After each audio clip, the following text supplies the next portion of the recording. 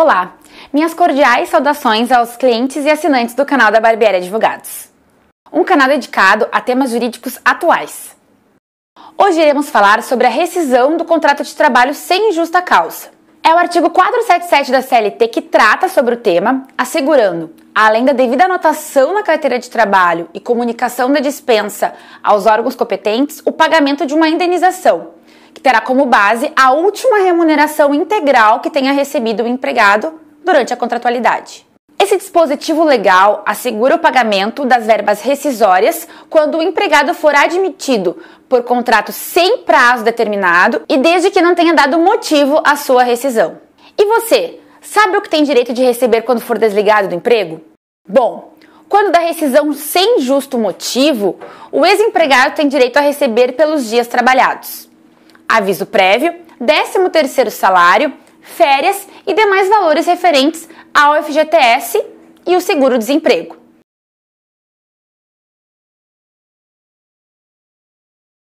Todo trabalhador brasileiro tem direito a receber pelos dias laborados até a sua despedida, que é o chamado saldo de salário. Nesse caso, o saldo de salário deverá ser dividido por 30 dias do mês e multiplicado pelo número de dias trabalhados.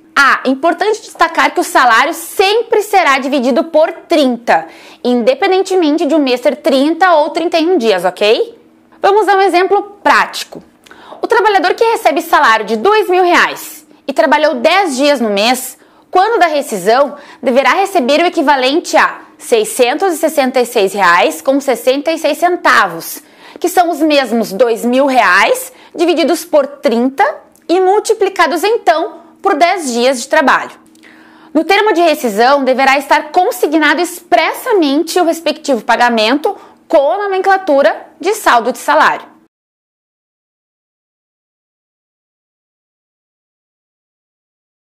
Além do saldo de salário, existe a previsão do pagamento de um aviso prévio, que nada mais é que o próprio nome já diz, um aviso quanto ao interesse de uma das partes em finalizar o contrato, que deverá ser dado com no mínimo 30 dias de antecedência. Se o empregador optar pelo aviso prévio indenizado, estará procedendo com o seu desligamento na mesma data da comunicação. Neste caso, ele dispensa o ex-empregado de trabalhar os dias do aviso e paga uma indenização equivalente ao mesmo valor de dias que seriam laborados. Esse aviso tem previsão legal tanto na CLT quanto no artigo 7º, inciso 21 da Constituição Federal. Só que a Lei 12.506 de 2011 criou o aviso prévio proporcional, que poderá variar de acordo com o período do contrato de trabalho, partindo da concessão mínima de 30 dias relativos ao primeiro ano laborado, acrescidos daí de mais 3 dias para cada ano de trabalho na mesma empresa, limitado a um total de 60 dias de acréscimo. Assim, o período do aviso prévio poderá ser de, no máximo, 90 dias no total. O empregador poderá permitir que o trabalhador siga laborando normalmente na empresa pelo período do aviso, ou, se não for de seu interesse, deverá indenizá-lo pelo mesmo período de dias a que teria direito de permanecer na ativa. Se o aviso for trabalhado, o empregado poderá optar por sair todos os dias 2 horas mais cedo ou ser dispensado do trabalho nos últimos 7 dias do aviso, sem a ocorrência de qualquer desconto na sua folha de pagamento. Essa situação ocorre com o objetivo único de que o ex-empregado tenha a oportunidade de participar de processos seletivos em outras empresas e retorne ao mercado de trabalho. Quanto ao aviso prévio proporcional trabalhado, esta questão segue sendo discutida em nossos tribunais, já que a respectiva lei não estabelece se o aviso prévio proporcional se aplica somente ao aviso quando indenizado. Vamos a uma situação prática quanto ao aviso prévio. Por exemplo, se você trabalhou 2 anos e 3 meses, o aviso prévio será de 36 dias. O cálculo, neste caso, é semelhante ao do saldo de salário. Digamos que o trabalhador receba os mesmos R$2.000 por mês. Neste caso, basta dividir o respectivo valor por 30 e multiplicá-lo por 36, que é o número de dias do aviso prévio, resultando em R$2.400 de aviso no termo de rescisão. O cálculo do aviso prévio, seja ele indenizado ou trabalhado, deverá incluir o salário bruto, adicionais pagos na contratualidade, comissões, descanso semanal remunerado, horas extras e outras parcelas. Com isso, também deverá ser considerado para fins de 13º, férias proporcionais e 1/3 constitucional, além do FGTS.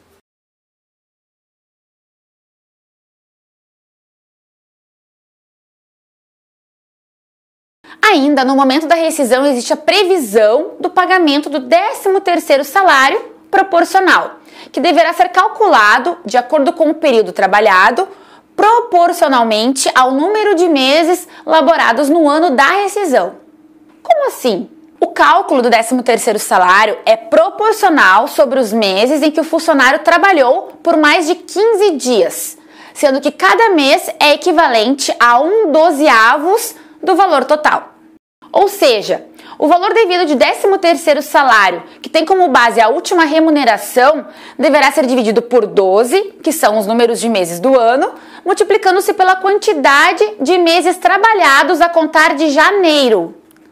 Assim, se um empregado recebe R$2.000 por mês e teve seu desligamento em abril, por exemplo, no mês 4, basta dividir esse valor por 12 e multiplicá-lo por 4, resultando no equivalente a R$ 666,66, a título de 13º salário proporcional. Mas atenção!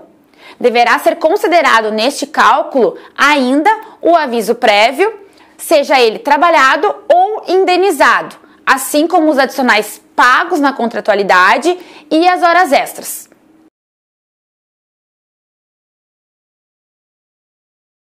Distintamente do que acontece no cálculo do 13º salário, as férias consideram o ano contratual e não o ano civil.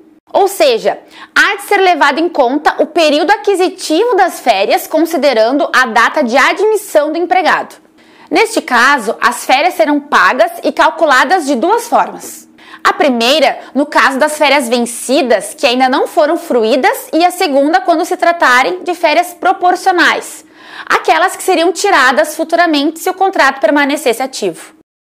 Quanto às férias vencidas, se na data do aviso, seja ele trabalhado ou indenizado, você tiver um período inteiro de férias das quais ainda não usufruiu, você deverá receber no termo de rescisão o pagamento de um período de férias integral, que é o valor de um mês de salário na data da rescisão, acrescido dos adicionais e eventuais gratificações, somado a este valor 1/3 constitucional. Assim, se o trabalhador recebeu como última remuneração o valor de R$2.000 no mês da rescisão, deverá receber como férias vencidas no TRCT o valor de R$ 2.666,66, que é o salário pago mais 1/3 deste. Já as férias proporcionais serão consideradas a partir do último período aquisitivo até a data de desligamento, se não passados ainda 12 meses. A cada mês, então, após concluído o período aquisitivo anterior, o ex-funcionário tem direito a 1/12 de férias. Como assim?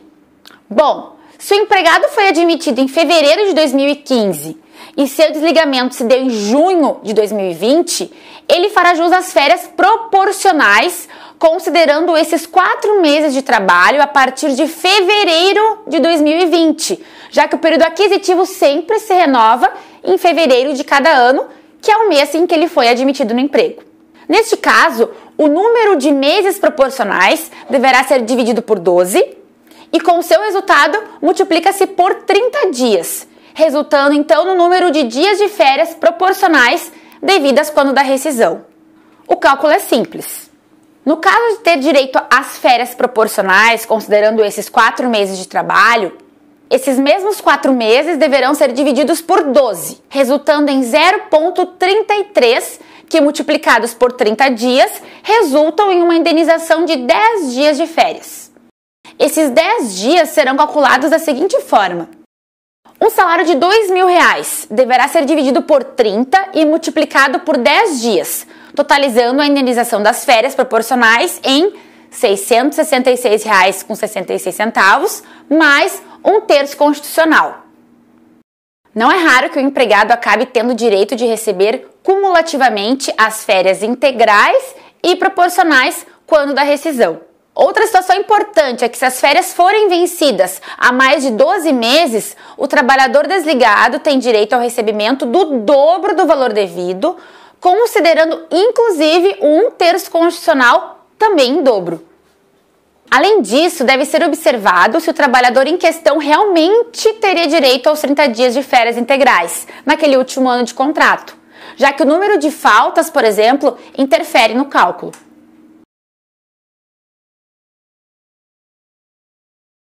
Outra situação bem comum de discussão quando da rescisão é quando a empresa opta pelo regime de banco de horas.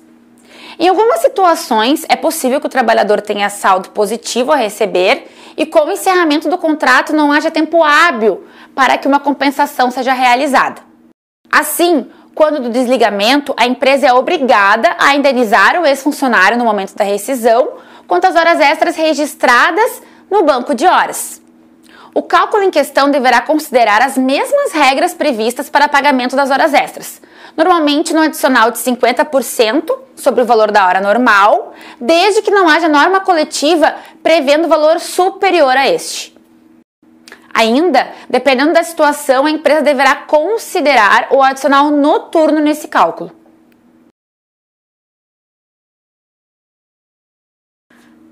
Além dos valores pagos no termo de rescisão do contrato de trabalho, TRCT, a empresa deve realizar o pagamento de uma multa rescisória de 40% do saldo devido a título de FGTS, a ser depositado diretamente na conta vinculada do ex-empregado junto à Caixa. Para que o trabalhador tenha acesso aos valores de FGTS depositados e à multa de 40%, a empresa tem a obrigação de entregar a chave de conectividade para saque junto à Caixa no momento da rescisão. O valor pago mensalmente pela empresa a título de FGTS deverá corresponder a 8% do salário. Já a multa rescisória deverá ser de 40% deste saldo devido de FGTS, considerado todo o contrato de trabalho. E sobre as verbas rescisórias também incide o percentual de 8% que deve ser recolhido pelo empregador, repercutindo do valor final da multa de 40% do FGTS. É interessante que o empregado busque consultar o seu extrato de FGTS, que pode ser obtido junto ao site da Caixa, pelo aplicativo ou diretamente nas agências, para que confira se o empregador de fato recolheu corretamente todos os meses de FGTS. Nesse mesmo extrato, deverá constar o pagamento da multa de 40% pelo empregador, hein? Após o aviso do desligamento, seja ele indenizado ou trabalhado, o empregador tem 10 dias para realizar o pagamento das verbas rescisórias e regularizar toda a documentação do ex-empregado, encaminhando-o imediatamente ao exame demissional. Caso a empresa não respeite esse prazo, deverá pagar ao ex-empregado uma multa equivalente ao seu último salário, conforme prevê o parágrafo 8º do artigo 477 da CLT. A despedida deverá ser registrada na CTPS do empregado, informando a data de saída que coincida com o fim do aviso prévio. Nestes mesmos 10 dias, além do pagamento das verbas rescisórias, a empresa deverá entregar ao ex-empregado toda a documentação pertinente ao fim do contrato, como o termo de rescisão e o comprovante de pagamento das verbas rescisórias, as guias para encaminhamento do seguro-desemprego, o extrato de FGTS e a chave de conectividade para saque dos valores devidos a título de fundo. E se a empresa realizar o pagamento a menor? Bom, neste caso, a diferença poderá ser postulada em juízo através de um processo trabalhista, assim como o pagamento da multa pelo atraso da rescisão, se o empregador não o fizer espontaneamente. Uma novidade perigosa trazida pela reforma trabalhista foi a dispensa de homologação da rescisão pelo sindicato da categoria, a menos que exista a previsão normativa exigindo a presença do representante sindical. Com a possibilidade de dispensa da homologação da rescisão junto ao sindicato, aumentam os riscos dos pagamentos serem realizados de forma incorreta ou até mesmo fora do prazo, já que não há fiscalização direta do representante da categoria. Assim, mostra-se cada vez mais importante que o trabalhador tenha um certo conhecimento dos seus direitos trabalhistas, a fim de que não saia prejudicado desta relação contratual. Verifique sempre todas as informações contidas no termo de rescisão e, se não concordar com algum dos pontos, seja no que diz respeito a valores ou datas, atenha-se ao seu direito de preencher uma ressalva nas 3 vias do termo, descrevendo expressamente o que entende devido na sua rescisão. Esperamos ter esclarecido um pouco mais sobre a rescisão contratual para que você tenha o mínimo de conhecimento necessário para saber quais são os seus direitos e quais são os deveres do ex-empregador quando finalizado o seu contrato de trabalho. Obrigada pela atenção e até a próxima!